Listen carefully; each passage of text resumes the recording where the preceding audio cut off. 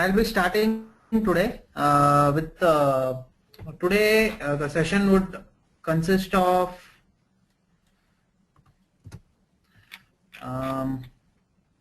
a quick review of the reference frame option available in CFD Solver AccuSolve. Then yesterday we have done this input file review. I told you what are the files it gets created when we used to run a simulation. The input file and the log file is the result file, and I'll be demonstrating a sliding mesh option. Then a brief overview of heat transfer modeling available in AccuSolve, and a natural convection, a small problem using natural convection modeling, how to do in AccuSolve, and a quick overview of the turbulence modeling. So since there are 3 tutorials, I'll be a bit fast today. So you can always type in your questions in between if you have any questions. So I encourage you to ask questions first of all. So please type in your questions in between, and I'll answer accordingly. Okay, so let's start for the day. This is a blower model. It's we will be using a reference frame modeling option here. So I'll tell you what is the purpose of workshop of whatever we are going to do using this. So first one is like how to import geometry and create surface and volume sets. I think you might have a brief idea of this, because yesterday we have done almost the same thing. Then build a reference frame and discuss rotating problems. So rotating problems include your pump simulations, your centrifugal axial pump, then turbine, so anything which is rotating. Then define global and surface mesh parameters, define boundary conditions, apply reference frames to volumes and surfaces, generate an alt-text mesh, view a mesh cut plane, run AccuSolve and monitor solution with AccuProbe and create a UDF. So this UDF is nothing but how to create something, like say if you want to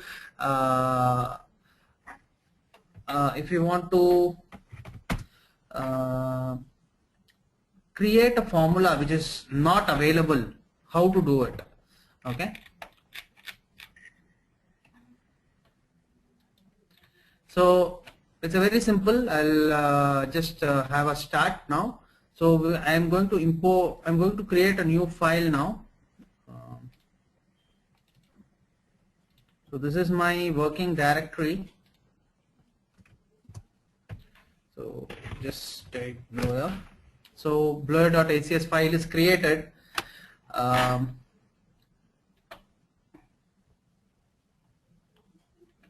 I'm going to import my Parasolid file.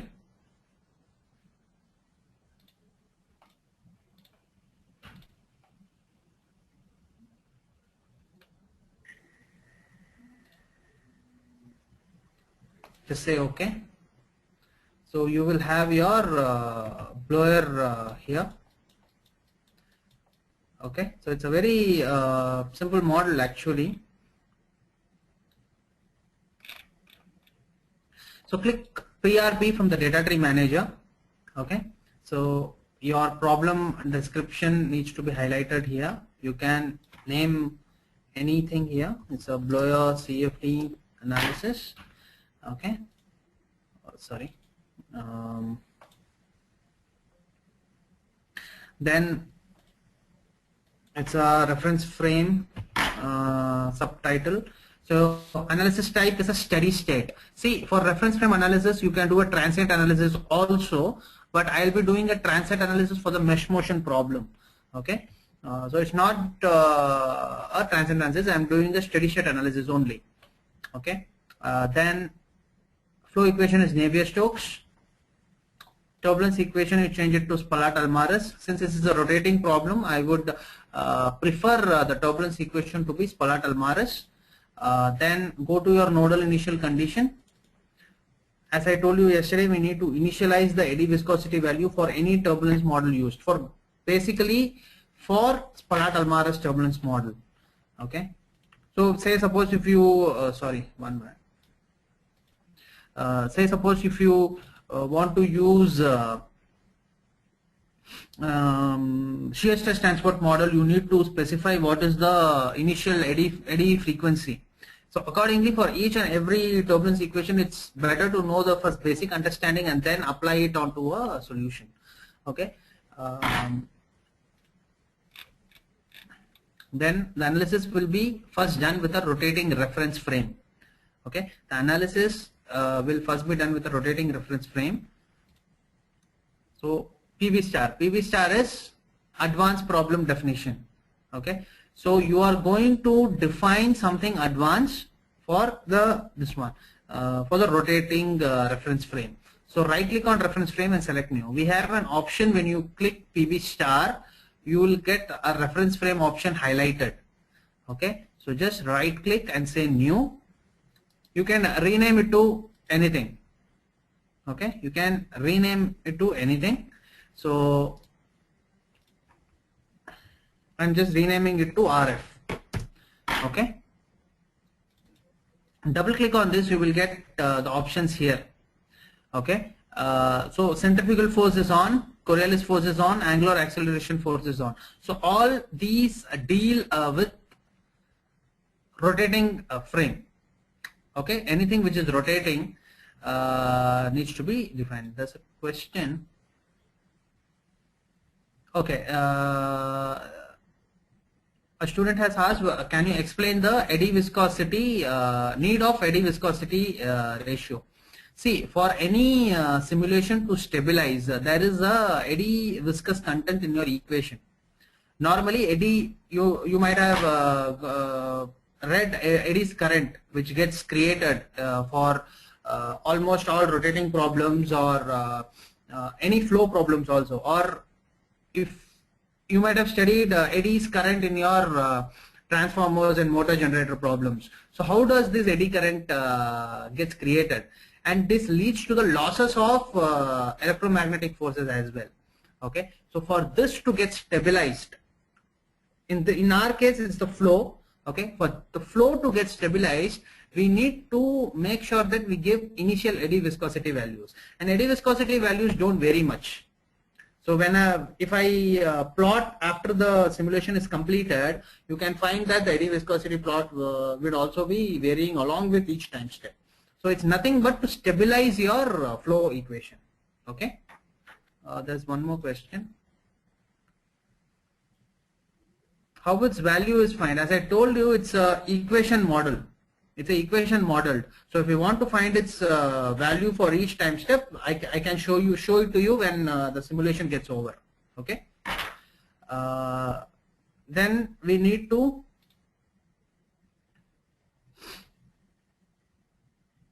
give rotation center. See, rotation center is normally 0. It normally finds out the center of the surface. I'll show it to you. 1 minute. Okay. I'll just make it this transparency on. Okay. And if I want to show you the rotation center, say show, I think you can see it here. So the rotation center normally detects automatically. Okay. So now angular velocity, I think it's Z component. So in Z direction, I'm making it to rotate 10.47 radian per second. Okay. So accordingly, you can give it in RPM. It's almost about 100 RPM. Okay. So if you want, you can change the units here. Second per second and minute per second, degrees per second, radians per second, circle per second, RPM, revolutions per minute. So accordingly, you can change it. Okay. So first of all, don't go on the results. It's just a demo. That's an online demo. So I'm going to build a course mesh. The intention for me is to know that how to set up a CFD reference frame rotating problem. Okay. So don't go on the results.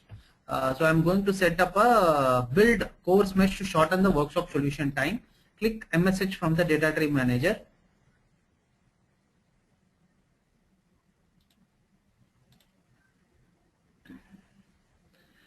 Set relative mesh size to 0.04.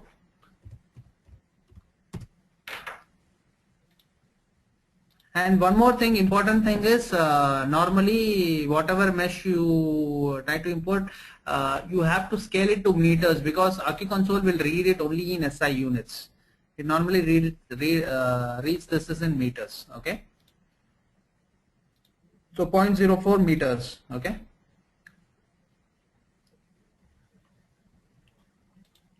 So now right click on model and I'm going to select purge. So all the default empty surfaces would basically go off. Okay. For a reference frame analysis, the reference frame is applied to volume close to the impeller. Okay. Nothing needs to be done on the boundary between stationary volume and reference frame volume. I'll tell you what is stationary and what is reference frame volume accordingly. Okay. Now, model, volumes, branches. Blower main is the bulk volume, blower is this one volume. I'll tell you what is the volume here. What I'm doing is I'm displaying the surface off and I'm making transparency off as well, and I'm going to show you this is my blower imp volume. Okay, this is where the fluid is going to enter. Okay, this is where you are going to give rotational motion. If you want to see the blades, see here the blades are inside. Okay, so this is your volume. Then comes your blower main, outside one. Okay, so normally how the water is going to enter from here, have a circular motion because the plates are going to rotate. The water is going to rotate and come out from this side. So it's basically a demo model. The working is almost the same. Okay, if you see a centrifugal pump or axial pump, the working is almost the same. Of course, the design changes and this one is there.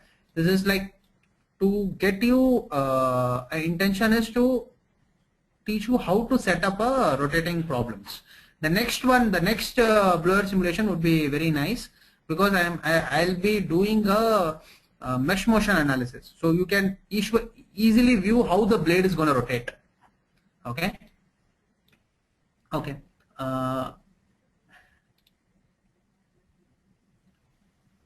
So I'll go to volume manager now. Blower main is fluid main. Okay. And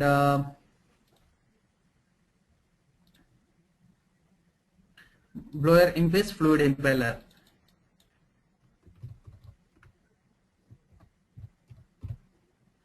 Okay, so both are fluid, both are water.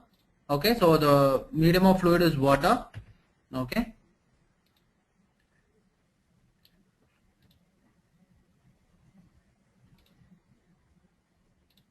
For fluid impeller, you need to make sure that you give your reference frame. So you are indicating that this volume have a reference frame analysis which is gonna rotate at 10.47 radians per second. Okay, which is gonna rotate at 10.47 radians per second. This is very important. You are assigning your reference frame to the respective volume. Okay, just close this. Just save it once. So your volume part is over.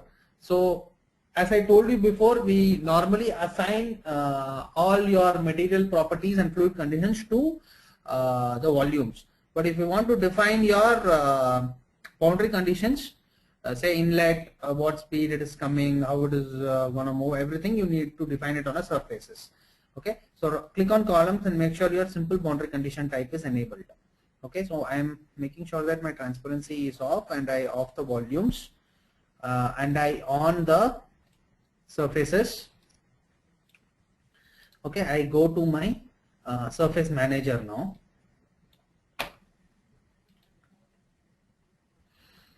Make sure your simple boundary condition type is active. Okay, so this is active. Then I go to click new twice to create two new surfaces. So I'm going to create two new surfaces. So normally yesterday we have used this option as well, and you can right click on surfaces and create new. So both are same. So I have created two new surfaces, surface 1 and surface 2. Okay.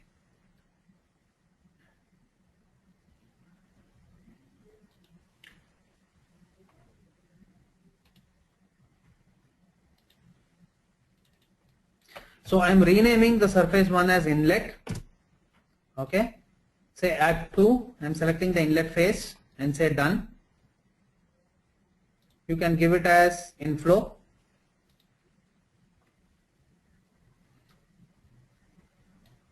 So now you can display of inlet. So that part is done. Your boundary condition has been given as inflow, but you have not specified any value. We will change it later. Okay. So I have given it as inflow. Then surface 2. Your rename surface 2 as outlet.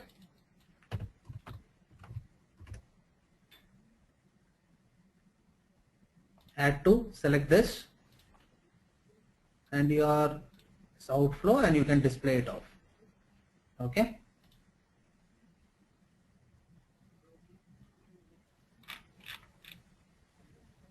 The remaining surfaces in blower main are the outer walls of the blower. So rename blower main to walls and turn off its display. So rename blower main to walls. Okay. So first you need to identify each and every surfaces. Okay. So accordingly you have to do it. So that will go off. So it's already in one collector. So you have to make sure that you on and off and identify which surfaces is there and now and not. Okay. So the blower imp int and blower main int are the two volumes. Rename blower main int to interface.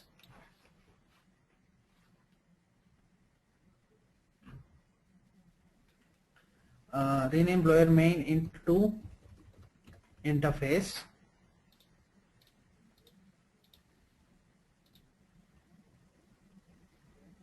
And turn off its display. Okay. See, again here there are two interfaces. Okay, I'll tell you because I'm going to use the same geometry for the next version, for the next thing. I'll be telling you the importance of that in the next one, and you need to assign an interface also. So both will be in the same surfaces. That's the only intention. Okay.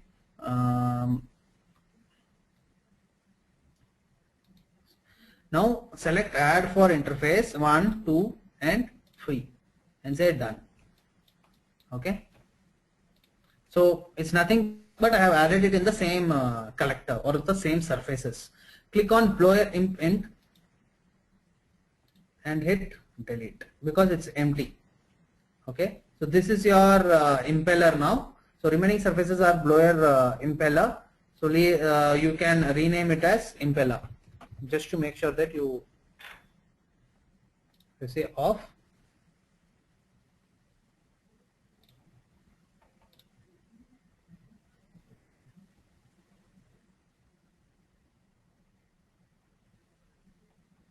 And one more main thing is for interface you need to make sure that your simple boundary condition is off. Okay. So expand interface, activate surface mesh attributes. Okay, click on MSH, expand interface, activate surface mesh attributes. We need to make sure that we give some mesh size for this, because normally it will take relative global mesh size, whatever you have given. Okay. 0.01. Expand walls. You can give 0.025.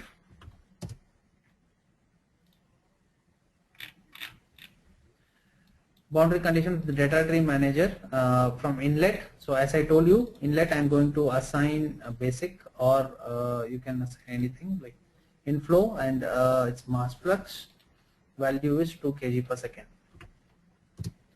Okay.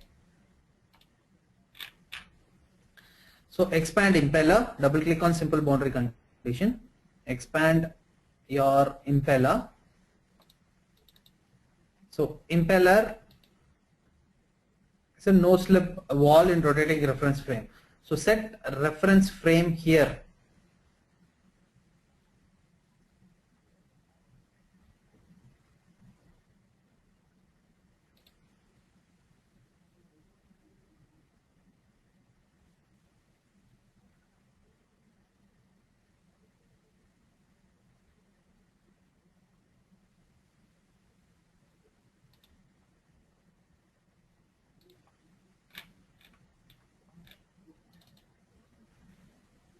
So reference frame you need to give RF, okay, and then click mesh from the data tree manager. So again you can assign some surface mesh attributes which is like finer in size, because it's impeller. The blades needs to be modeled properly, okay, because normally on the blades you measure certain pressure condition, how much it is there, and if you want to do a structural analysis, they measure how much is the displacement on the blades, okay. So make sure that you capture the blades properly. So 0.05. So make sure that your impeller, okay, your impeller you assign 0.005. Impeller you assign a finer mesh, that's all, okay. So the setting is over. I'll tell you briefly what has been done, okay. See, this is your two volumes, okay, this is your fluid main, okay. So here you are just stating that your fluid is water, okay, very simple. So I'm off this. Inside you have fluid imp, okay, so I'll make it transparent, okay, which is part of your blade covered. So you also state that this is fluid water only, but it is a reference frame analysis, so this is gonna rotate. So this is not gonna rotate, this is steady state analysis. So what it will do is when water enters this volume, it will give you a rotating motion. Well, I'll take the vector plot, you can see that it's gonna rotate. Basically it's a steady state analysis, but you are going to predict that when the water enters this particular volume, this water will take a circular motion of in z direction with 10.47 radians per second. As simple as that, okay. Then your inlet, okay, your outlet, okay, I'll keep like this. So inlet water is entering, outlet is your outflow, okay. Then you get your impeller. So this is how this is going to move, z direction, okay, and your interface and your walls, okay. So there's like 5 surfaces max, okay. Just save this, volume mesh it. I'll show you how the volume mesh will be created.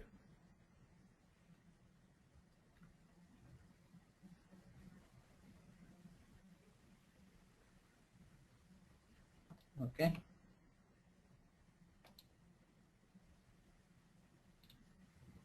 So right click, display type solid and wire, model cut plane, okay. So this is your mesh.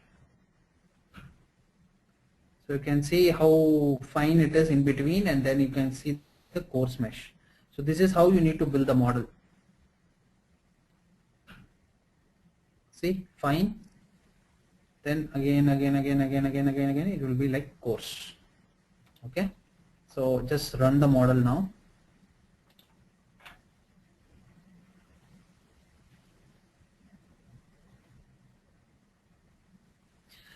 Yesterday I had done meshing, to view the post-processing results in AccuField View. Today I am going to tell you how to post-process the results in HyperView. Okay. So let's wait for some time. Let it run.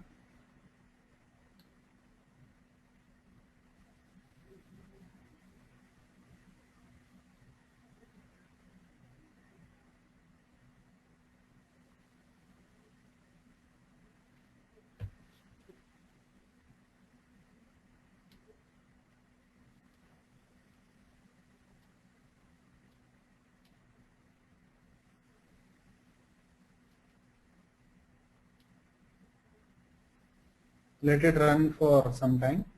So it will stop, then we can continue after, we'll see the results. In the meantime, if you have any questions, please type in.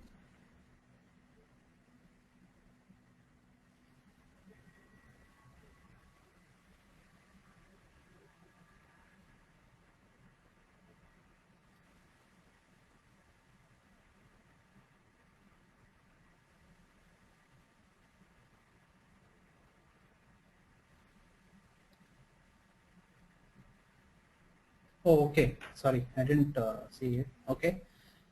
Can quad mesh be made in Aki console? Okay, the quad mesh cannot be made in Aki console, but there is an option for creating mixed boundary layers. But in HyperMesh, you can make a quad mesh and import it in Aki console. Okay, so Aki console can do only tet mesh. Okay, so if you want to make a quad mesh, you need to do in HyperMesh, export it and import it in Aki console. Aki console will read all types of elements. Okay, okay, the time step has ended. What I'll do is I'll show you probe results. There was a question, right? Eddy viscosity. If you can see eddy viscosity here,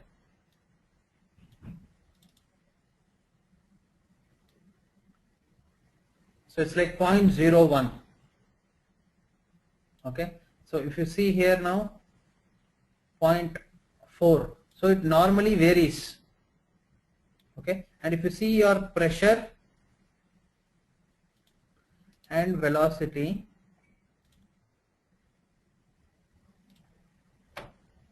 if you see your pressure and velocity, it has converged. Okay, then I'm going to teach you how to view the results in HyperView now. So you just need to say launch AccuOut. This is a method. See, here you can launch AccuOut in any format you want. Okay, so you have so much of formats. So just type Insight, nodal output, select all. Make sure that Insight format, what format you want, because some may use the recent version, which is gold, and some may use which is recent version Insight 6. So these results can be read in Insight CFD post processor also. Okay, and say do. So what it will do is, like, it will write a Insight case file. If you can see here, creating file blower.1.case. So it has created a Insight case file. Okay.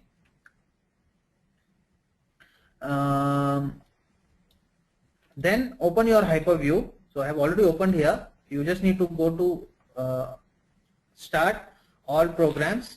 What versions do you want, and say HyperView. Okay, so this window will open. You need to make sure that you go and read your working directory. It will create the case file in your working directory. So just make sure that you read it to CFD Insight Reader and choose this. It will create two files, insight.dir and blower.1.case. So open the case file, say open, okay, and say apply. So if you see, it can read the file. So just to make sure that I'll just show you the vector plot, because pressure velocity doesn't really matter. So sorry, z-axis. So you can just take the section anywhere you want, then place it. You can just hide manipulator and make this deformable. See, if you want to see the contour plot of velocity, you can just say apply. Okay, so this is your contour plot, but if you want to see the vectors,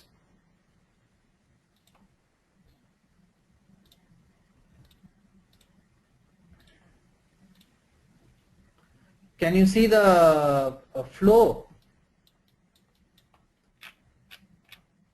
Can anybody of you tell me why here there's no vector, no fluid at all?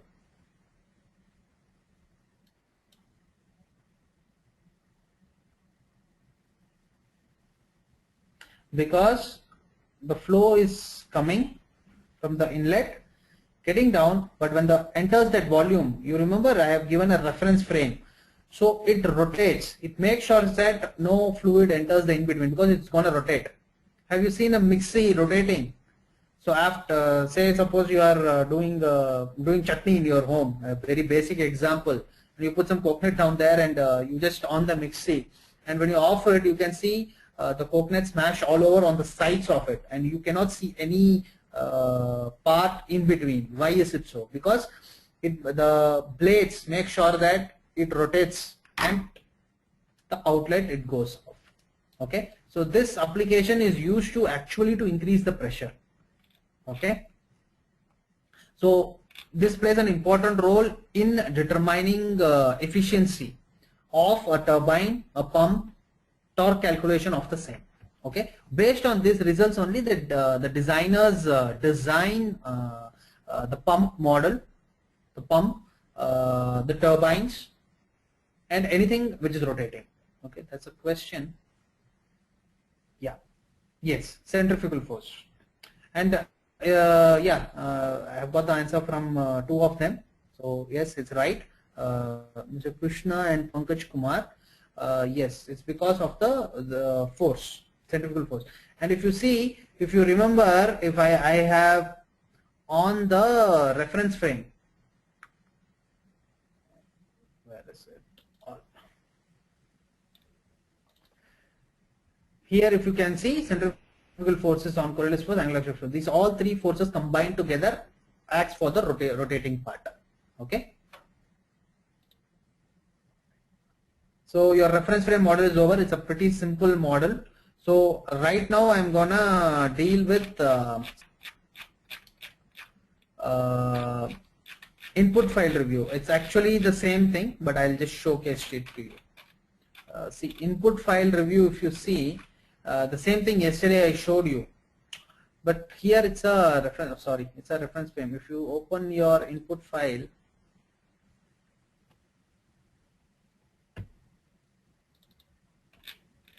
so whatever you have,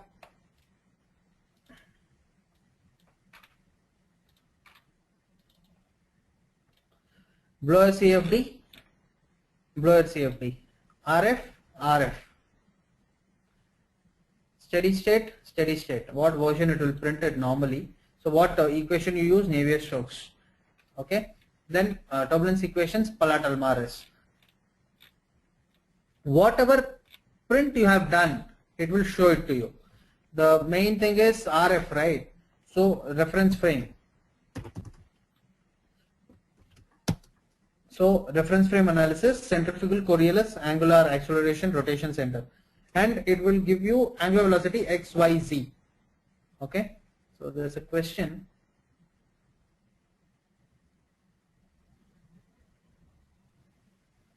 Okay, the question is if you do a CFD modeling of a vortex tube, should we include reference frame while modeling the flow?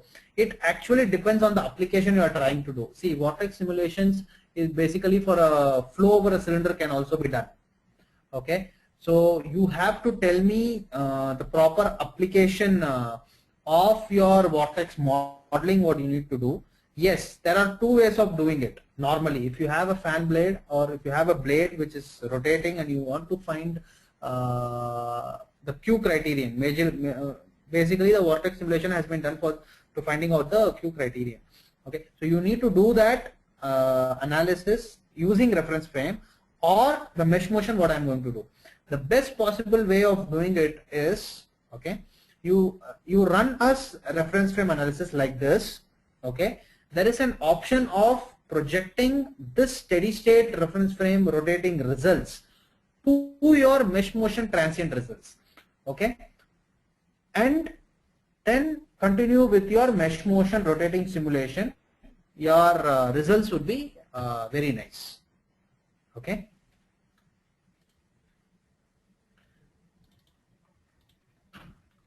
And since I have already told you how to send the projection of results, there is something called tools project solution. Okay, so if you click here, you have to read your old log file. Okay, you have to read your old log file and say project. It will do it. Now what you can do is, this is the same thing. Open.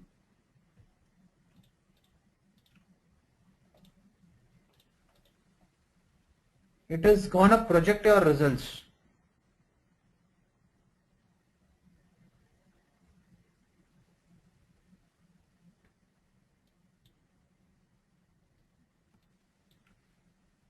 Okay, so when this projection of results is over, you can run a transient analysis.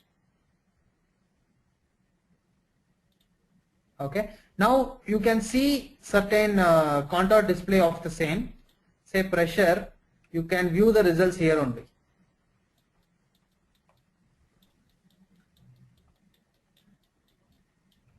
If you want, you can view, and it will show you what is this one contour scale. You can update. You can update to anything.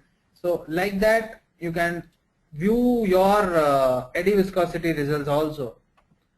So normally eddy viscosity is very minimal. So the inlet will be more, the outlet will be minimum.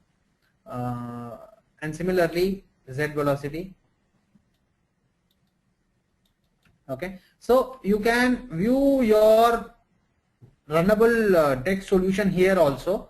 You can, of course, this is a better post processor, and AccuFuel View. I would still recommend AccuFuel View for post processing because it is a dedicated CFD post processor. You have lots of options. Okay. Okay, so I'm just closing this. Now I'll close this as well. I'll continue now with this panel is over. This is like all your inputs, whatever you have given, it will be printed on the same thing. Okay, so input file review, you can have a look at it your own, and it's like whatever click you do, basically it would be recorded on your input file. Okay, so it's just a snapshot of each and everything. Okay, so now we will carry on with workshop 3, blower 2. Okay, so this is the same model, this is the same geometry. Okay, I have a ACS file. I'll open the ACS file now. I will just make sure that I change the reference frame analysis to a mesh motion analysis. All your boundary conditions remains the same. Okay, now modify the previous blower database to run a sliding mesh case. Okay, you have to make sure that you just change the reference frame analysis, okay, rotating reference frame analysis into a sliding mesh motion. Okay, so this would actually give you better accurate results. Okay, but it will take more time to run as well. Okay, so we are going to modify the existing database only. So we are not going to model anything new starting from the scratch. Okay, then how to build mesh motion, I'll let you know that. Then what are the boundary conditions we require for building it, and I have already shown you how the projection needs to be done. Okay, then import nodal initial conditions file and run AccuSolve. So normally we just need to make sure that we just update the database, that's all. Okay, nothing much of a big deal here. It will hardly take you like 10 minutes to do it. So now I'm going to open my workshop 3. I have already have my database file. It's the same geometry. Okay, if I see here, model display on, it's the same thing. Okay, it's the same thing. Okay, now I go to problem description, blower CFD sliding mesh, and make sure that you change the analysis type to transient. The previous one was steady state analysis. Now this is transient. This is the first time I am teaching you how to run a transient analysis. Okay, and turbulence equation as Spalart-Almaraz, and make sure that mesh type you give fully specified. Fully specified means you are going to you are telling the solver that your mesh is gonna move. Okay, it's not fixed. Okay, so there's a difference. Previous time the mesh is not going to move, but still we made sure that your whenever the water enters your volume, it takes the circular motion. Okay, it was steady analysis. Now we are running a transient analysis, and we are making sure that the mesh is going to move. It's a fully specified mesh motion. That's something ALE mesh motion. It's an advanced thing. I'm not going to cover in this online training. But if anything you need on this, I can of course help you out. Okay. So these are fully specified. Now, the important part, yesterday, if you remember, I told you how to calculate this and all. So verify analysis type set to transient. Okay. So when you set this to transient, your auto solution strategy automatically turns to transient.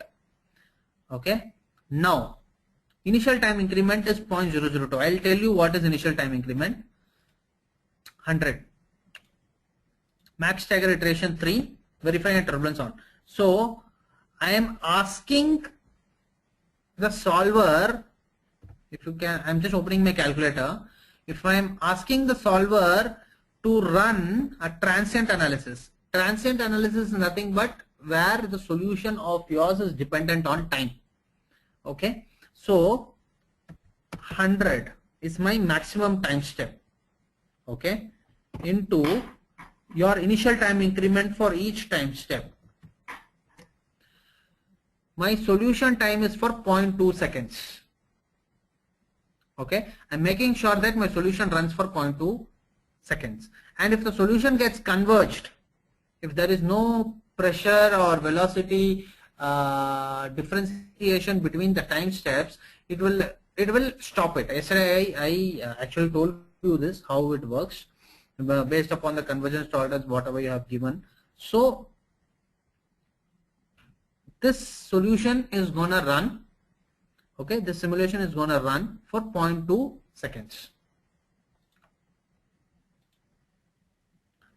Okay, one more thing is maximum stagger iteration. This is nothing but a basic default calculation we do for transient analysis. We apply the stagger for each and every time step, because each time step has different iterations carrying on. So it's always better, because to give the default staggered iterations as 3. Okay. Okay, this is normally on. Of course, your flow and turbulence, you need to make sure that it's on. Okay. Now, click ALE from the data tree manager to define the mesh motion. ALE, there is a mesh motion here. So open this. I have already defined. It's nothing but you need to just create new impeller rod, double click. You need to make sure that you give rotation. This is already 0. I already told you the center how it is detected. Then angular velocity is also the same thing, 10.47. Instead of reference frame, you are defining a mesh motion. That's the difference, nothing else. And the major difference, I'll tell you how it works in my explanation in coming time. Okay, so now I already told you how to set it up. So I've already explained in the PDF also. Okay, so it's not gonna rotate, it's just gonna rotate for 1/3. Okay, so it's not gonna rotate for full complete revolution. It will take more time. This is just for demo purpose. So if you're trying at your end, make sure that you run it for more time steps. Make sure you calculate it for 2 full revolutions. Okay. So now click out from the data tree manager.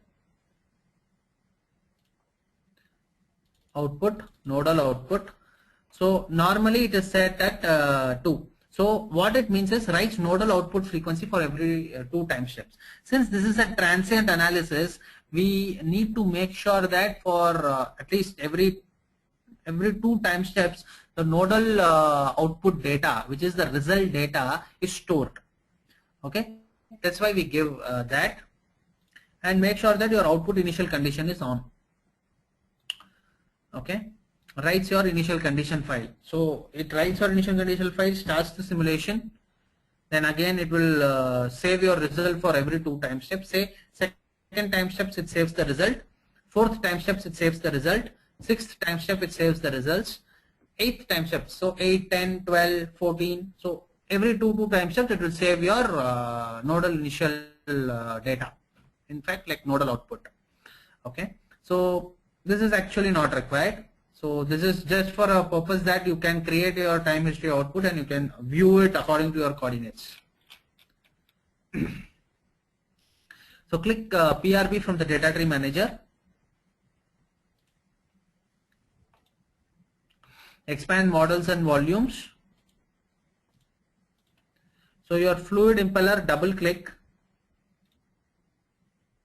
Okay. Make sure that you read the mesh motion as impeller rot. Okay.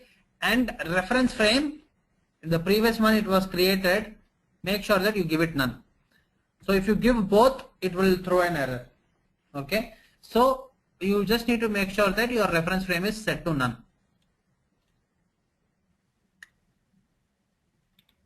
So minimize volumes. Fluid main remains same as in workshop 2. It's nothing but water. So again, when you click the boundary condition from the data tree manager, double click surfaces impeller. So you have to go to your impeller. Oh, sorry.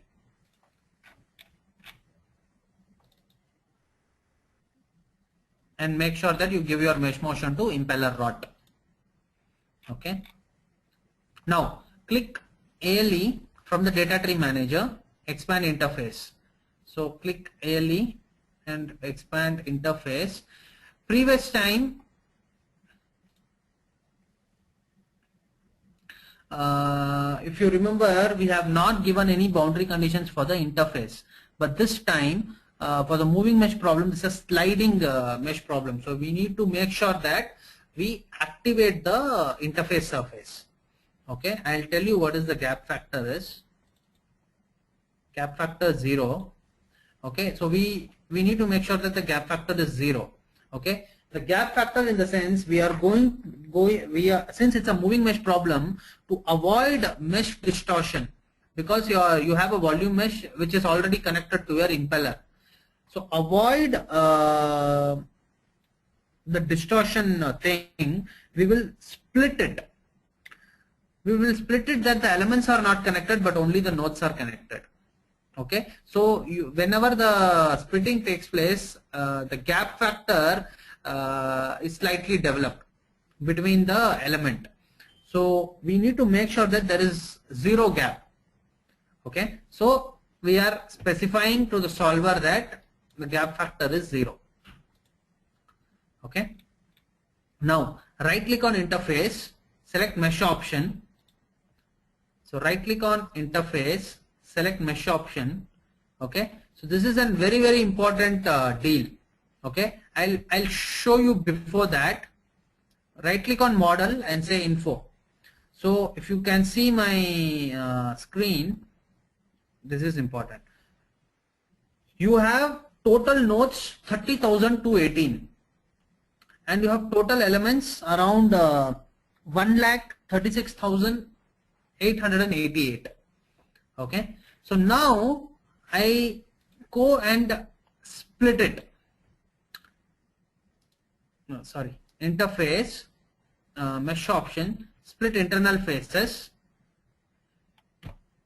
Okay, it has now splitted it. Okay, since this is already split, if you want to do it in your simulation, it will show you the number of modified nodes and number of original nodes.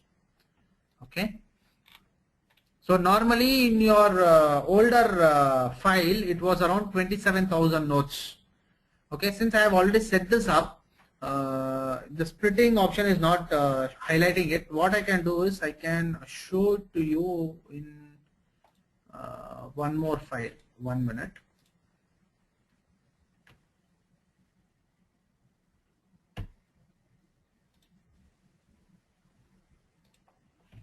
So I'm opening the blower one, the reference frame one, whatever I have set it just now to you. So the same thing. So what you need to do is you just go to model, say info. So it's around 27,271. Go to your surfaces, go to your interface.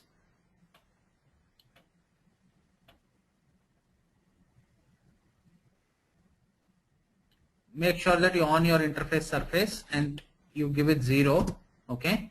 Now right click right click on interface, mesh option, split internal faces. So it will take and it will show. Now it is showing C. Number of original nodes is 27271 and number of modified nodes 30,219. What it does is, I'll show it to you. So now I'll make sure that I off this. I'll on only interface. See, this is the model now. Okay, 1 minute. Balls. Okay, so what it does is, on this part, this will split completely. Okay, now this is your rotating part. Okay, so now if you don't split it, if it starts rotating, you will get mesh distortion error. The solver would not be able to solve it. Means it will not able to rotate it at all. So you have split it and make sure that the connection is lost except for your nodal connection. So now it will rotate easily. Okay, so just you need to make sure that I'll close this.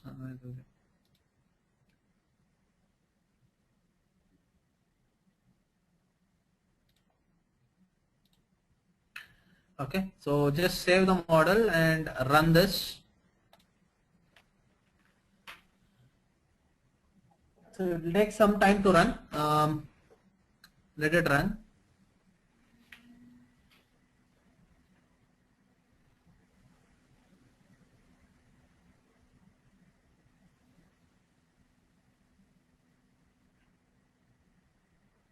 Okay, so it is now running.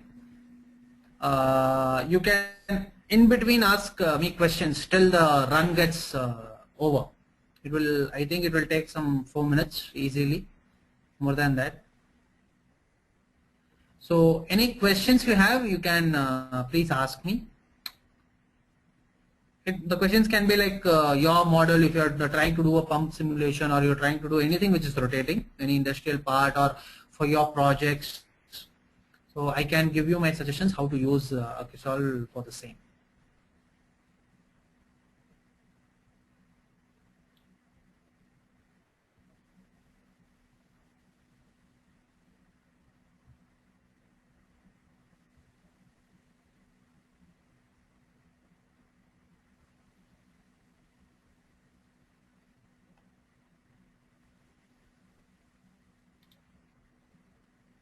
Okay. I don't see any questions.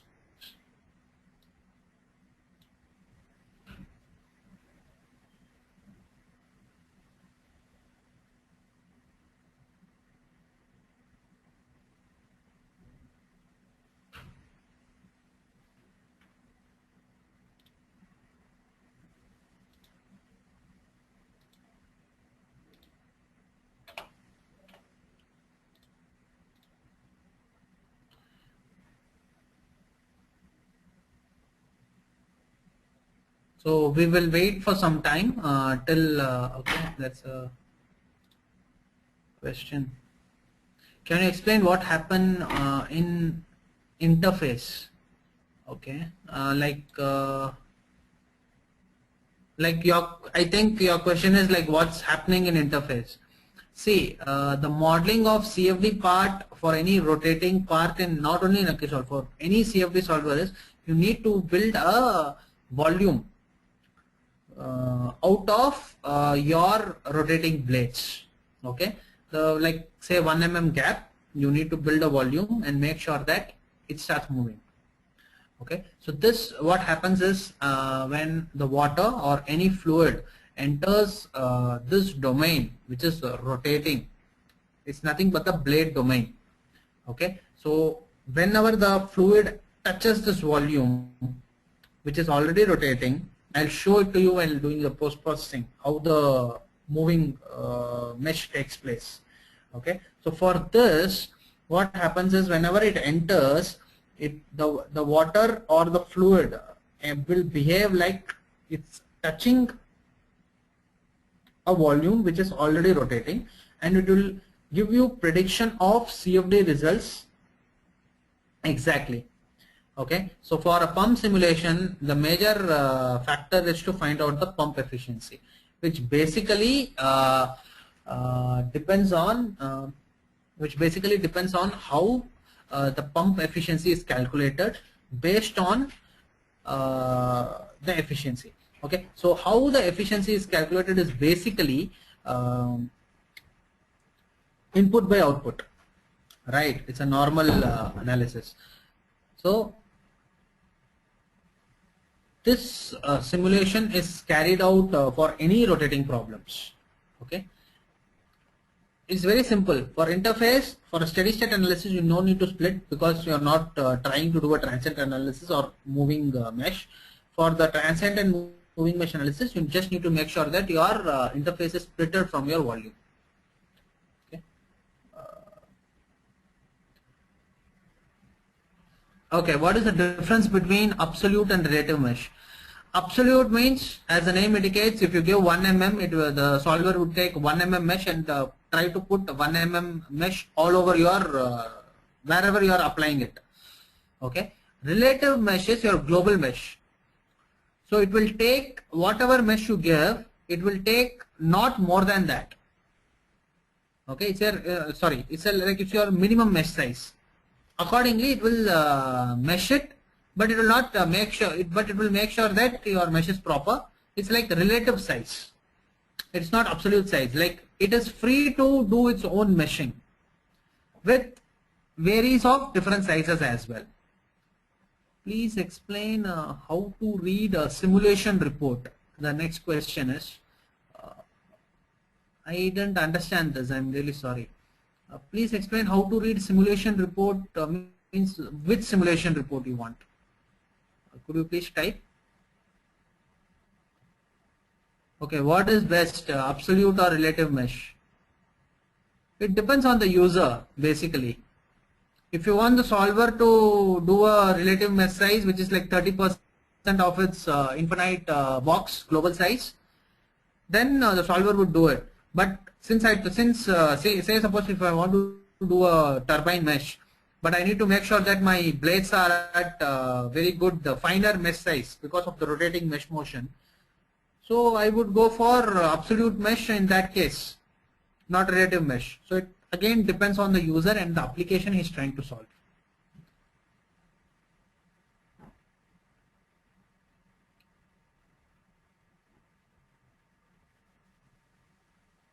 Okay, if our mesh size is small, it will take, will it take more time? Yes. As I told you yesterday, if your mesh is coarser, it will take less time to run. If your mesh is finer, it will take more time to run, but it give you good results. If your mesh is finest, it will take more time to run, but the result would be worst. So carrying out a meshing sensitivity analysis would solve your problem. So you can try an exercise. Take a simple pipe, mesh it with say 5 mm, run the simulation, check for pressure and velocity values and how much time it has taken. Run a 3 mm meshing part and similarly check the results. Run a 1 mm. So you will find 1 mm results to be pretty good. But similarly, if you try to run a 0.1 mm and if you do an analysis, your results might be vague. But the fine mesh would be your priority here. Okay, so what's your next? Okay, how to create enclosure in case of external flow. Okay, see, if you want to do a aerodynamic analysis or this one, I would actually model it in HM. You create a box or a sphere. If you say suppose let's take an example of a car. You want to do an aerodynamic analysis of an external flow of a car. So I would try to build the wind tunnel in Hypermesh, do the surface mesh here, export it, import it in AccuConsole, do the volume mesh there, set up the boundary condition, do it. We have something called virtual wind tunnel as well, where you can create your own tunnel, model it and mesh it and run it. The solver is AccuSolve only, but there is a separate GUI for virtual wind tunnel. Okay. Any more questions?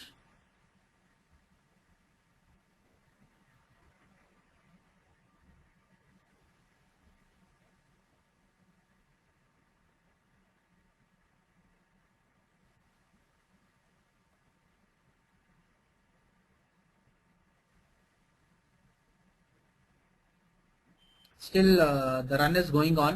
So any questions, any questions you have, you can just put it onto the, type it onto your screen, and I'm here to help you out. Because it will run for another 7 or 8 time steps. So when it runs, we can view the results.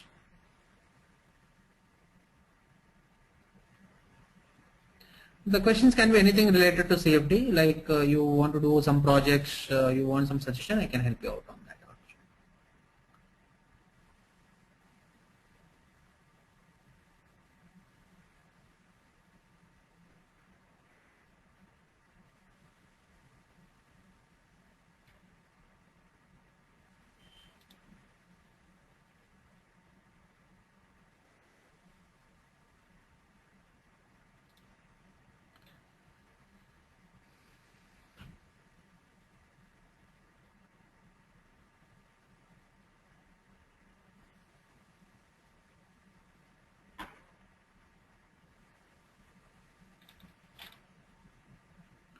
Okay, so I think there's no question. Okay, so let us wait for, say, 1 more minute. Let it run for 50 time steps, and maybe I can stop the simulation and show you some certain results.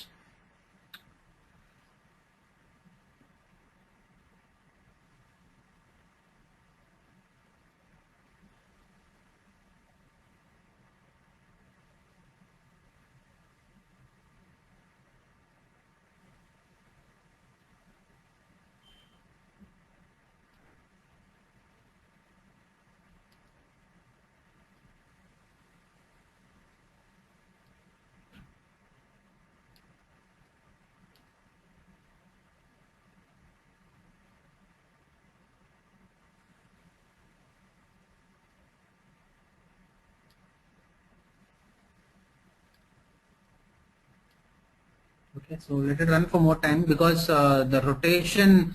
Okay, there's a question.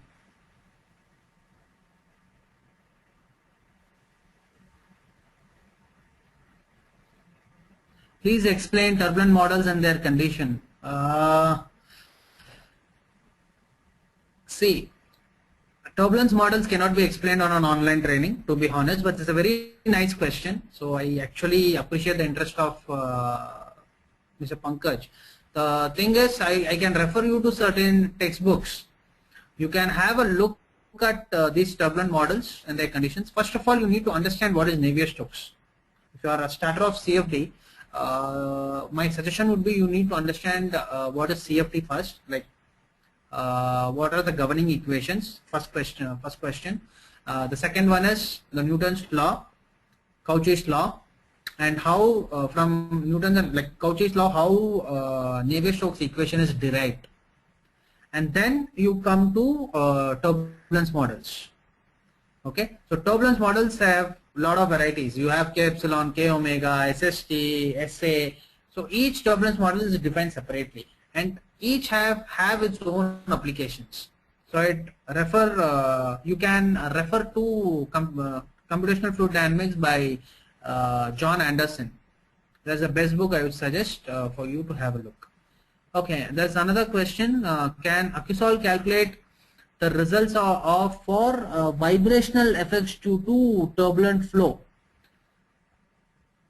See, the calculation of Akisol we organize it separately in case of FSI simulations. Okay, so yes, vibration calculation is not possible, but the coupling of a structural and CFD solver, say suppose radio structural solver, and this, we identify this as a FSI simulation, fluid structure interaction. Okay, let me take an example. I have a beam and it vibrates. Okay, I have a beam and it vibrates, and I capture that vibration thing in a mesh motion simulation.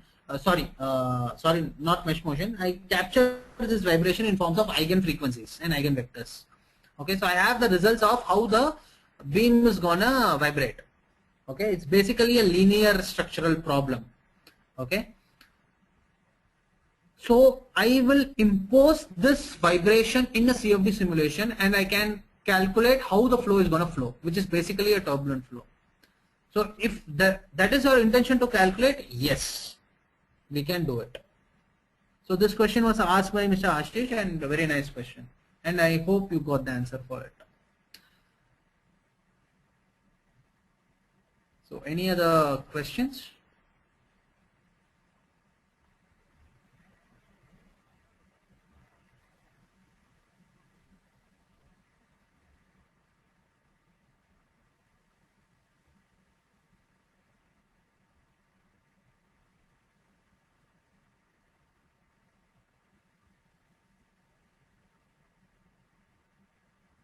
Okay, so there are no questions for time being. What I'm going to do is I'm going to stop the simulation. It's running for too long time because the mesh is also fine. So just say output and stop. It will stop your simulation. Okay, so if you can see your printed page, you can see user signaled to output, user signaled to stop. So it has run for 75 time steps.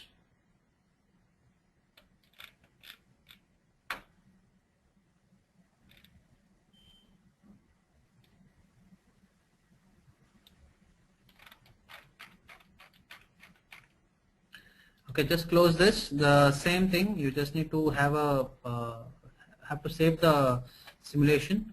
Just go to OK out. Go to Insight. Select all. And if you can see, I told you that the results would be stored at 2, 4, 6, 8, 10 till whatever time step it runs. Okay, so select all and say do. So it will write a case file. So you need to read that case file here and apply. So I'll just use a section. It's a Z rotation. Sorry. Okay. I'll fit this. Okay, you can plot your mesh velocity also. Oh, sorry. You need to make sure that you run it for different thing. So this is your mesh velocity, mesh displacement, your velocity. Okay, so this is your velocity, and if you want to see it moving, you just need to make sure that you press this, so it will calculate your processing time step, and you can see the mesh motion. So this is not a full revolution. If you can see, it is just going from this and then again starting it.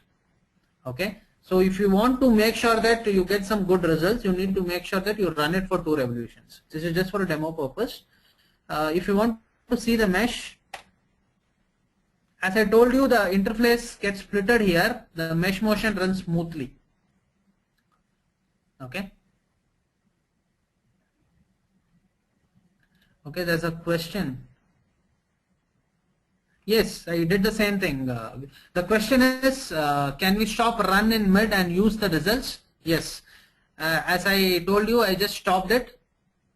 Okay, I just said output and stop, and I have read the 70 results. It's not full results. It's the results for only for 70 time steps. Okay, that's what I have done. Okay, so let's continue with our work. Okay, so now from yesterday we have covered how similar CFD analysis for a flow in a pipe, conjugate heat transfer model, then a reference frame rotation modeling, and a mesh motion sliding mesh modeling. Okay, so the applications are vast for flow analysis, of course. So I'll not get in details of a flow analysis. For conjugate heat transfer analysis, you have a lot of applications on exhaust, you have a lot of applications on manifold, on engine modeling, how much is the heat transferring, that and all. For radiator modeling, so that comes as a part of CHT analysis. So for blower and sliding mesh model, I already told you the applications. All types of pumps, all types of turbines, anything industrial which is rotating, fan simulations. and radiator fan, automotive radiator fan cooling. So we have lot and lots of applications of this. In electronic industry, if you can see, in CPU, you might find some fan outside which cools your CPUs. Okay, so that modeling is also the same thing. Okay, so now let's continue with heat transfer modeling. First thing, yesterday I told you, Akisol supports many features for the modeling of heat transfer phenomenon. So conjugate heat transfer, I have already done a tutorial for you. The radiation heat transfer, like it can be solved, but I'm not going to cover in the online training. But I can share some case studies on the same. Okay. Then solar radiation. So again, I'm not covering this on online training part. Solar radiation is a lot of example. Say suppose you want to do a car cabin analysis. You want to measure the performance of your AC ducts inside your car, and you have just closed it, and you're moving at around say 50 kilometers per hour, and you want to whenever you switch on your AC, it takes 2 minutes to cool down the inside cabin of a car. But say suppose you are traveling and outside temperature is extremely hot, okay, during a summer time, and the temperature here would be around say some 35 to 40 degrees Celsius. So the roof gets exposed to solar radiation. It normally affects your AC performance. So that modeling can also be done. So you cannot avoid solar radiation. Okay, so solar radiation on your car top or your car rooftop is applied. So how there is a modeling of the same, and it's all already applied on the automotive windshields as well. Even though the windshields comes and reflect your sunlight, but most of the sunlight comes in and make sure that your AC has to perform better to cool your cabin analysis. Okay. I already spoke about the thermal shell, so I just skipped it. Then comes, oh sorry. Okay. So here now comes Akisol heat transfer methodology. So this is like normal heat transfer methodology. You can find it in any textbooks. So H is the enthalpy, Q is the heat flux, and S is the thermal source terms. Okay. H is equal to CPT. And it's basically the approach is constrained within JLS formulation. JLS is nothing but Galerkin least square formulation. Okay, so normally the two approaches, like you will never come to know this. This is the basic thing you need to know, how the solver solves the heat transfer phenomenon. Okay, so the two commonly used approaches for the solution of thermal problems in Akisol is, first thing is solving the enthalpy equation. In your equation here, I'm sorry, in your equation here, it solves the enthalpy equation first, okay, in a sequential manner after solving the coupled flow equation. So this approach is appropriate for cases where the flow is not significantly affected by temperature field. It means that the flow is not significantly affected by temperature field. Okay, now flow can be either water or air, natural convection, cooling. So that. So next comes coupling the enthalpy equation into global system and solving it in conjunction with the flow equation. Okay, this approach is more efficient for flows exhibiting larger degree of coupling between temperature and flow, that is buoyancy driven flow. So if you want to solve say buoyancy driven flow, which again depends on your Rayleigh number, you need to make sure that the coupling of enthalpy is, solution is done. If you remember, for conjugate heat transfer, I have not used that option. While I am doing the tutorial, I show you how it is done. Okay. Then comes the radiation. So this is just a topic covered. So you might you are all in colleges. So you might have gone through this in heat and mass transfer in your mechanical engineering or so heat and mass transfer subject. You calculate the radiation part. You might have studied the radiation part and thermodynamics as well. So Akisol simulates surface to surface radiation using a two-step approach. One is to compute the view factors at the radiative heat fluxes. Then enclosure radiation, which is like fluid to fluid and solid interfaces. View factor is really important for calculation of radiation heat transfer. Okay, so this view factors are calculated using AccuView.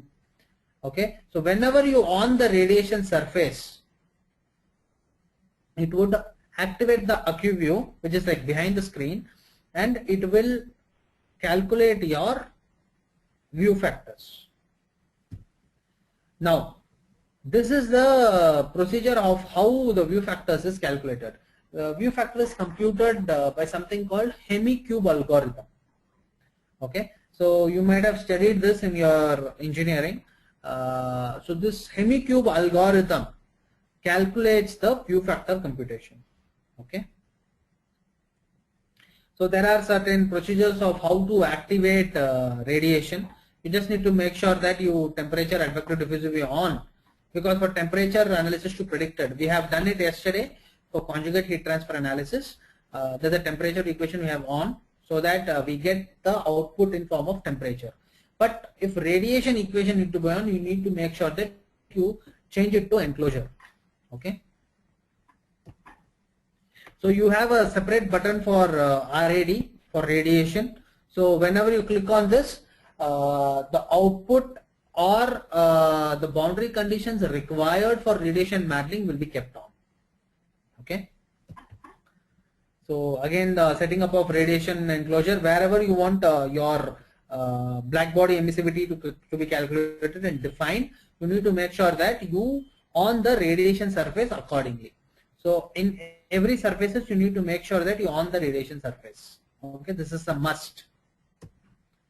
Then again, setting up of radiation. Then thermal shell capabilities, I have already explained it to you. Okay, so I am going to do a natural convection tutorial. Okay, so here I am not considering radiation modeling. I am just considering a natural convection model. Okay, so I'll tell you what is the purpose of this workshop. Basically, first, gain experience with different heat transfer mechanisms simulated by AccuSolve. Gain experience with simulation with involving no inlet and outlet boundary condition. There is no inlet and outlet. This is a closed domain. There is no inlet and outlet boundary conditions at all. So normally for CFD analysis, you need to make sure that there is an inflow and outflow boundary condition. But for the heat transfer case, you are going to experience a simulation where there is no inlet and outlet boundary condition. So setting up a heat transfer problem involving natural convection. Okay, this is not a forced convection. Okay, this is a natural convection model. Then since you are already aware of how to do the meshing and all, I have already meshed file. So we will not be wasting time on the meshing part here. So we will be just making sure that we assign the boundary conditions well. Okay. Then surface manager, you already know it, how to do it. Then monitor solution, and and this is a mesh sensitivity study for your exercise. Okay. Now, this is the supported heat transfer functionality for AccuSolve. Conjugate heat transfer. In fact, all forms of heat transfer analysis can be done using AccuSolve. So first thing is supported heat transfer functionality, conjugate heat transfer, then solid conduction, forced and natural convection, enclosure radiation, solar radiation, thermal shell elements, volumetric heat generation I'll cover in the tutorial, and surface convection. Sorry. So this is our model. We are going to just take half of the cylinder model, which is this is symmetry. Okay. So we will be performing a steady state simulation of a buoyancy driven laminar flow caused by an internally heated cylinder contained within an air-filled cylinder. Both cylinders are assumed to be infinitely long, and the system will be modeled using half symmetry. The following diagram illustrates the problem setup and boundary conditions for the simulation. Okay, the first thing is your ambient temperature would be set up at 353 Kelvin. There is no slip wall conditions. The red cylinder, if you see, it will be producing heat at certain watt per meter cube, and there is a symmetry plane. Now, how you need to be pretty strong on your heat transfer mechanisms to model this. So how will you model conjugate heat transfer? Say suppose the gray part is filled with air, your red part is a steel, so and which is emitting heat at certain watt per meter cube, okay, which is emitting heat at certain watt per meter cube. So conduction is taking place within that red domain, and when heat travels with air filled chamber, there natural convection take place. Okay, so if you see conduction within solid, then natural convection within fluid, and there is a solid and fluid because the red part is a steel and air filled chamber. So here conjugate heat transfer also takes place. So you solve these three. Okay, now assumption, major important assumptions. Convective heat transfer between outer cylinder and the surrounding is being neglected. There was a question that how to model air chamber for external airflow. So here that model is neglected. Okay, radiation conduction within outer cylinder of wall is neglected. Radiation effects are negligible. But if you want to cover all these, this can be simulated using AccuSolve if desired. Okay, because AccuSolve can solve all problems on heat transfer analysis. Okay. Okay, so we will start with the modeling part.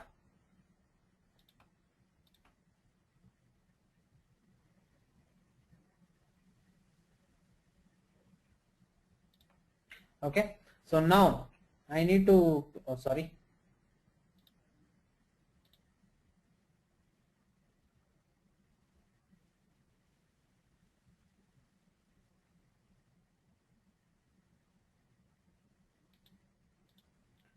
So I am going to create a new file, workshop. So just create a new file NC, and I am going to import my ARM file and say open.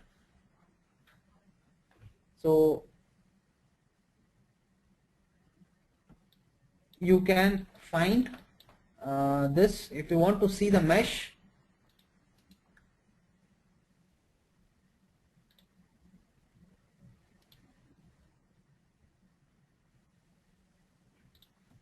So this is my mesh. If you can see, proper boundary layers have also been given. If you can see here, you can increase size of the element. Okay, because it's always better if to give boundary layers if there is a connection between us. This is a solid, the green part is a solid, and the red part is a fluid. Okay, so it's always better to give the transition of mesh there. Okay, this is the best practice followed. Okay, and let's see with the boundary condition now. So data tree manager, go to basic. You can give any condition. This is a natural convection problem. This is a heat transfer analysis. Okay, this is a steady state simulation.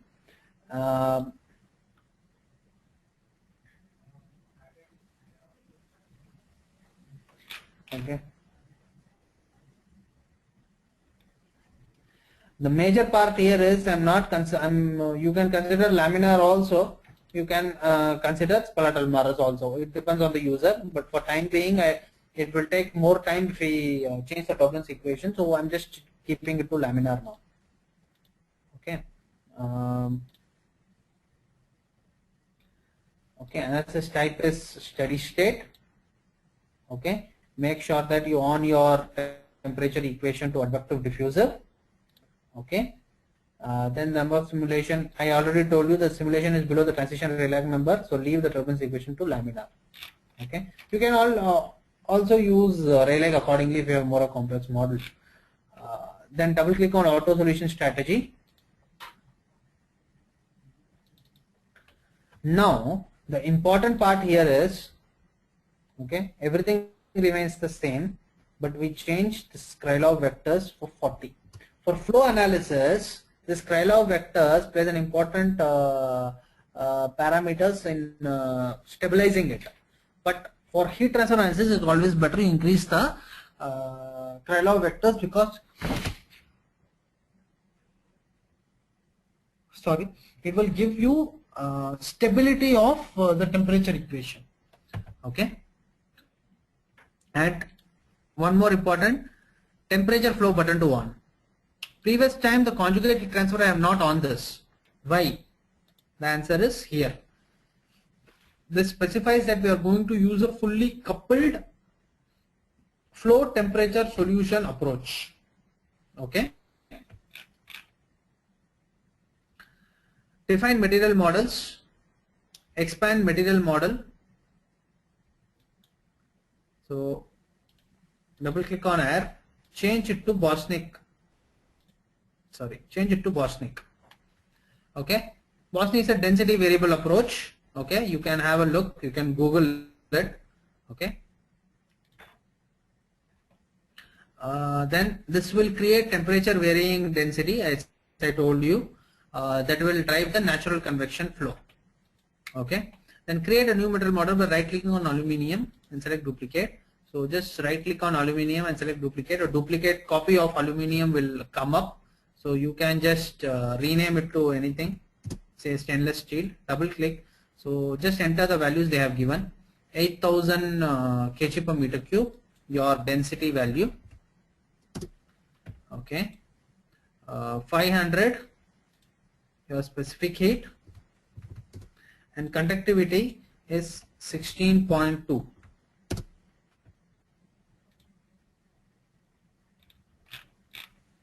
Okay. So now the major part is, I told you that the steel body which is going to create a heat out of it. So we need to make sure that we give the boundary conditions for the same. So expand body force, you create a new one, you can rename it as heat source. So double click and make sure that you change the medium to solid, heat source. So there are two options of giving it normally, per unit volume and per unit mass, and make sure that you give it. So this is your input condition. For 2000 watt per meter cube, your solid is going to emit heat. Okay.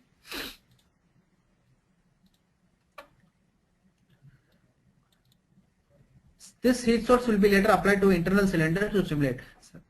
I have just created a heat source. I have not still applied it to the referred volume. So I will do it later.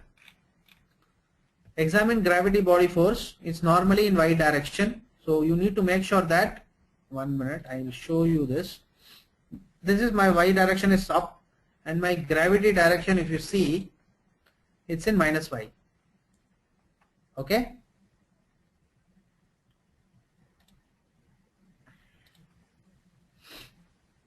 Yeah, output interval you can set it according to your thing.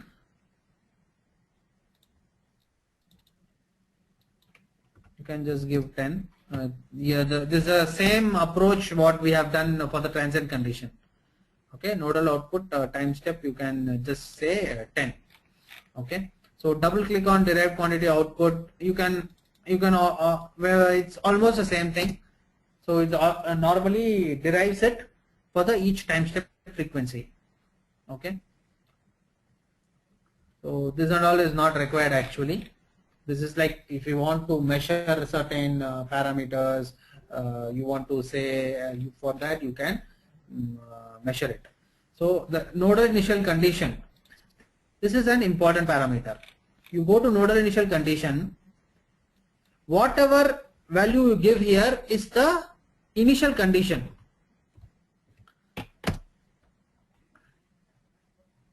(350 Kelvin is your ambient temperature. Okay, that's a question.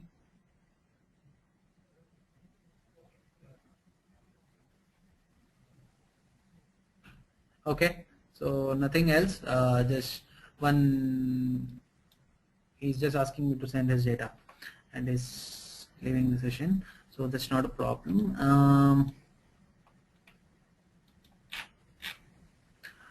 Then assign properties to surfaces and volumes. Okay, so collapse the global branch. Okay, you just go to your models, you go to your volumes.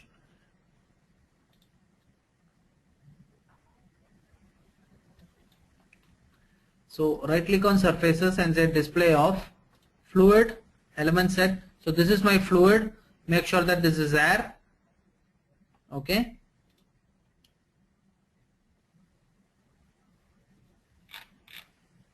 Solid, you give it, you are applying solid material. What material? SS, whatever we have created. Body force, you are stating the solver that 2000 watt per meter cube is applied. This is your solid. Okay.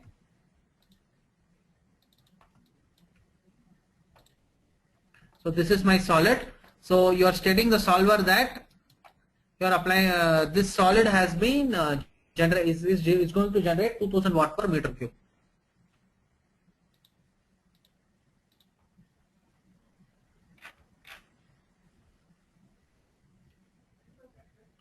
Okay, the major part here is you need to make sure that you give gravity here because this is a fluid. Okay.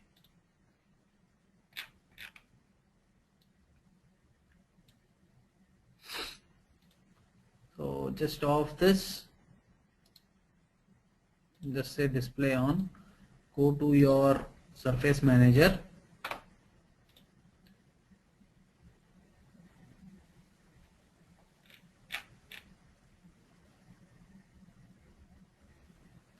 Expand, okay. Then we are going to assign fixed temperature on outer wall. So outer wall, you just need to make sure that you assign fixed temperature on the outer wall. So you assign value and you assign a temperature of 353 Kelvin. The ambient temperature, you remember, is 350 Kelvin. So you are giving 3 Kelvin more here. Okay. So assigning periodic boundary condition. Okay. See, this is an input what we normally get from, say, you are going to do an analysis on a manifold or something. So they have the experimental data of the temperature change varying. Okay. So there is an option to create periodic things. Okay. So how to create that periodic? So right click here, new. So periodic 1. Okay. So you can just rename it according to your one. You can click Z periodicity. So right click here and say import. You go to your nodal this condition, read this periodic boundary conditions file and say exit. So it has read it. So if you open this, you can see dots here. It has, for each and every node, it has read the boundary conditions. Okay, what I'll do is I'll switch off this. See, this is the periodic boundary conditions. For each and every node, it has put the nodal conditions. Okay, can you see it?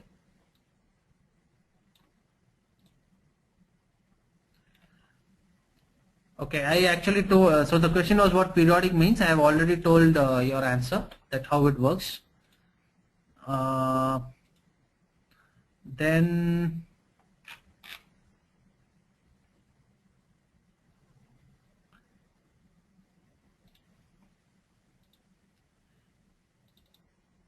okay, so periodic boundary condition is kept on.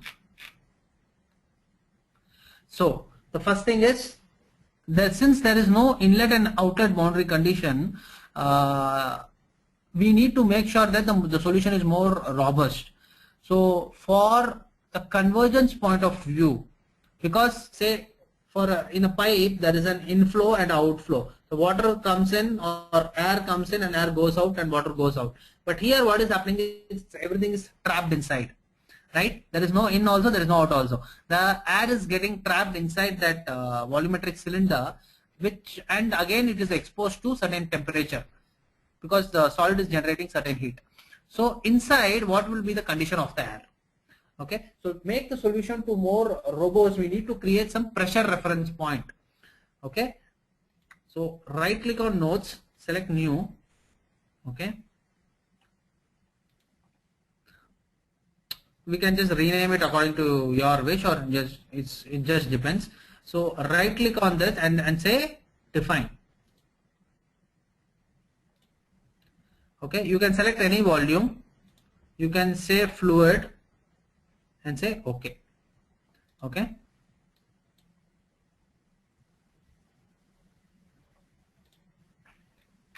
okay, 1 minute, I've just kept this off.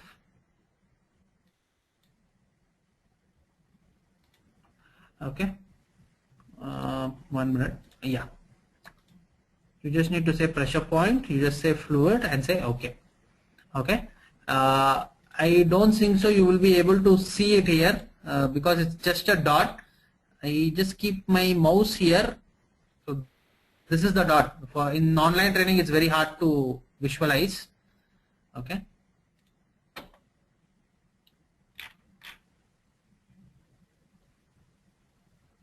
so just you need to make sure that you on the defined point you on the pressure. Okay, and you can define it accordingly also. Okay, then save the model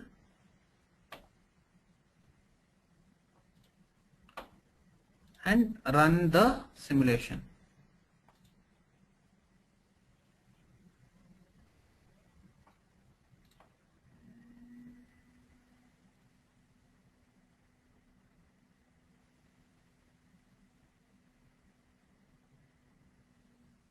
Okay, it has run. Okay, just you can go to field view now.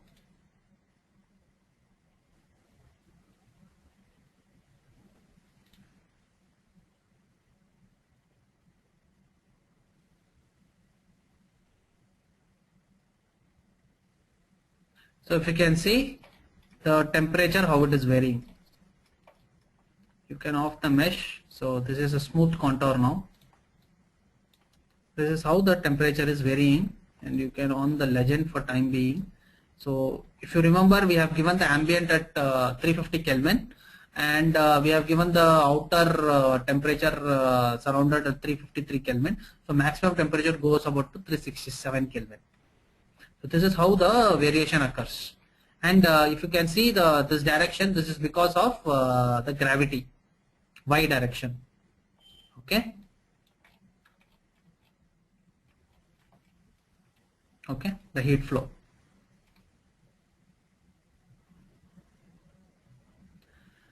Okay, so this is how we need to model the heat transfer phenomenon, and in the PDF file you can see a lot of plots, monitors, like this is have already been covered, and there is a template modeling for refined mesh also.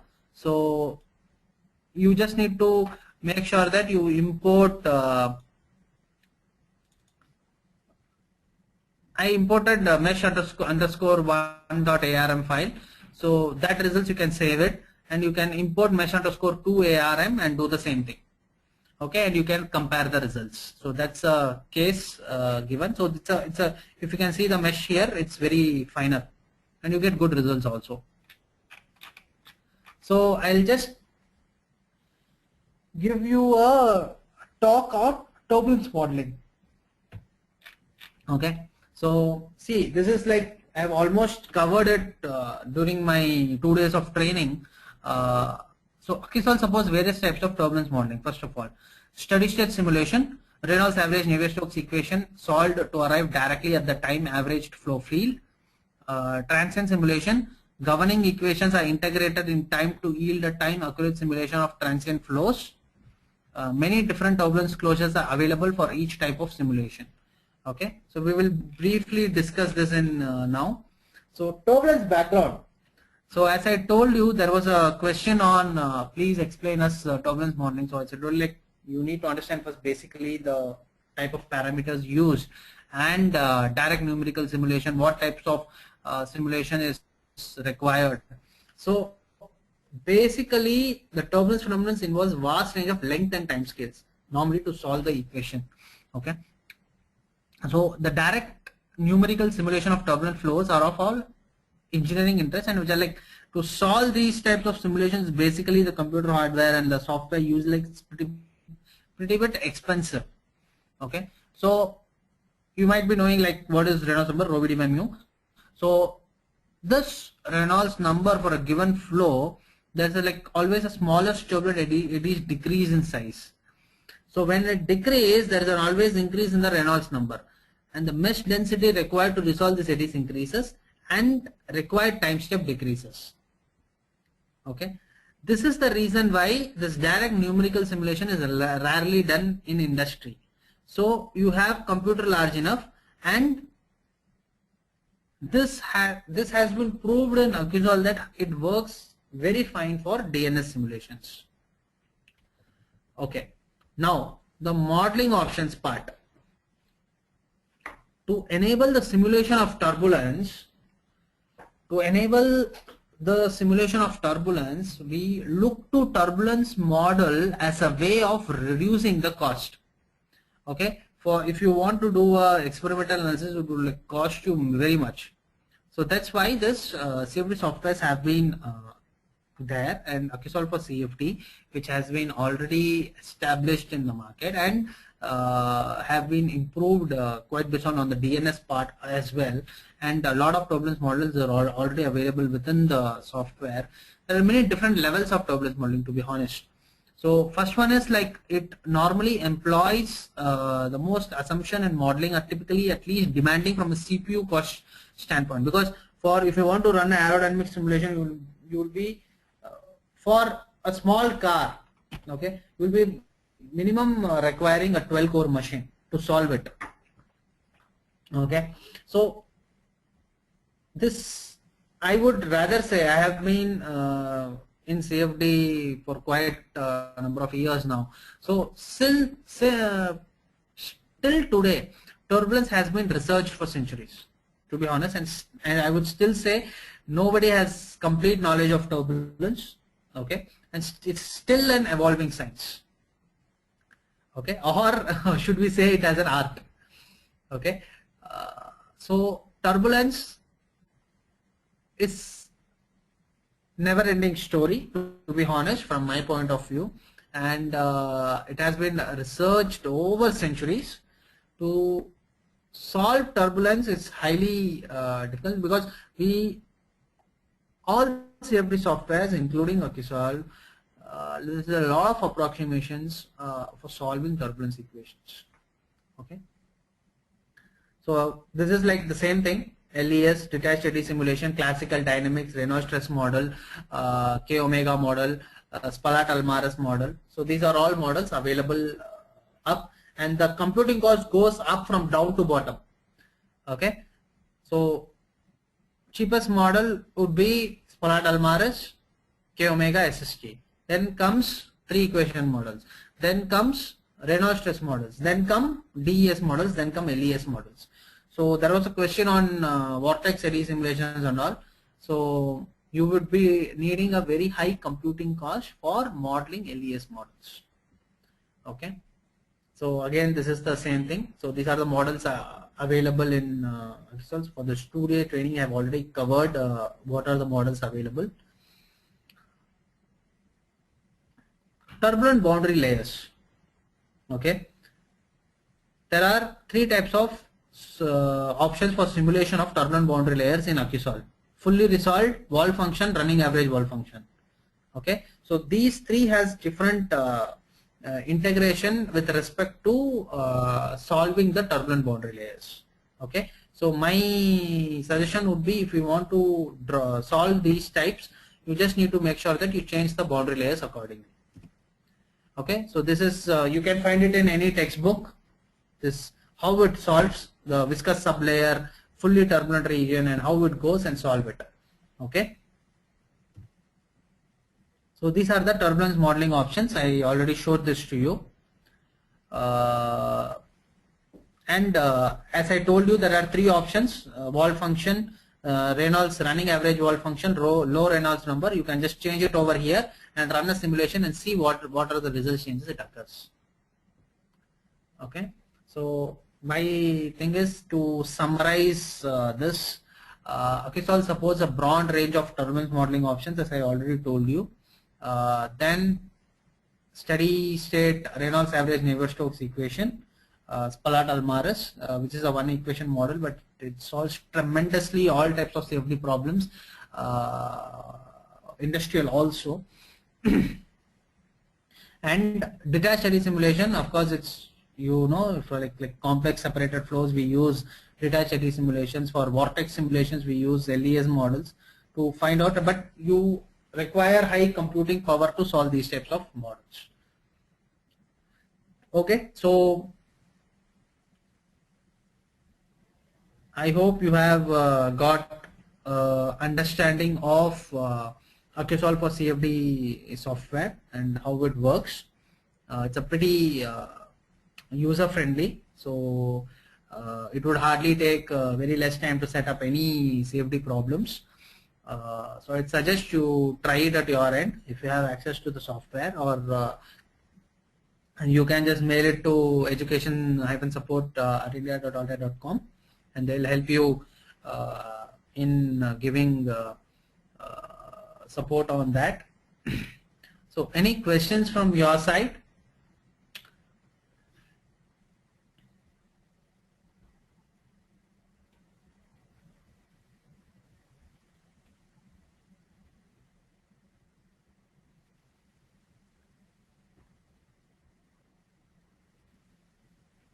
Hello. Any questions?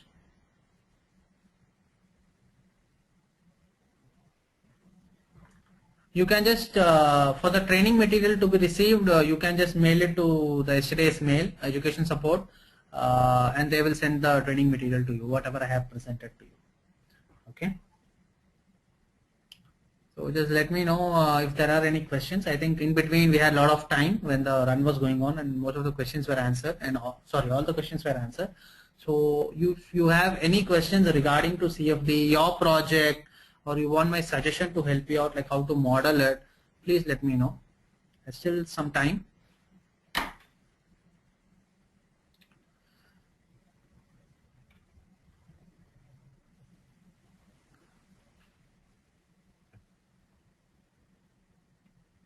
Okay, 1 minute.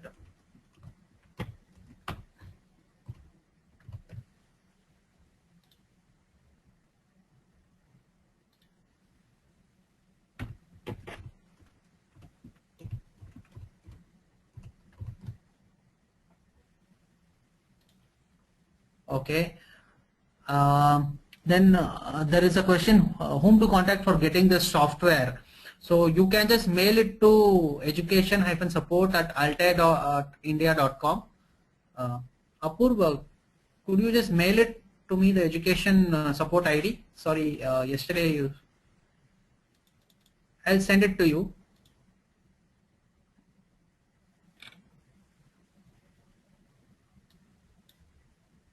Yeah, I got it.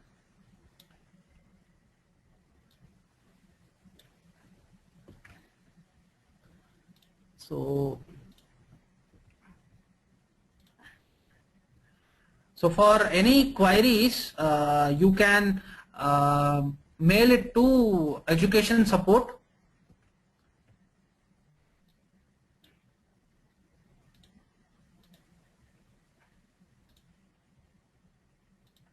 So on the screen, if you can see education support@india.altai.com, so you can mail all your CFD queries to you. Okay, there's another question. Can we use Akisolve in turbo machinery? We can 100% use Akisolve in turbo machinery, providing that there is no sonic speed. I told you the limitation. Then, okay, Akisolve is a solver which runs the part. AkiConsole is the preprocessor which I work on the screen for importing, meshing, and this one. Okay. So any more questions?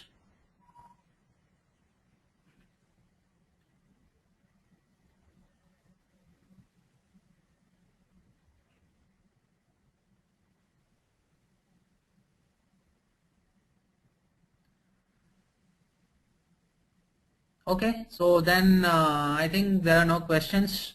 Thanks for your time for attending the online training for Qsolve for CFD.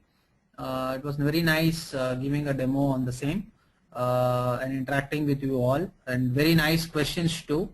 This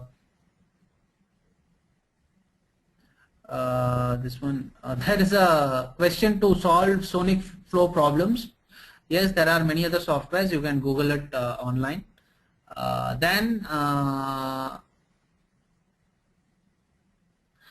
it was very nice speaking to you, giving a demo, and very nice crowd with a lot of questions. And just let me know if I can help you out. And for any queries, you can see the screen. So just you can send it. Any queries related to Qsolve, any technical queries, you can send it to educationsupport@india.altia.com. It was very nice time spending with you all. Have a nice day. So I'm just going to end this meeting now. Okay. Have a nice day.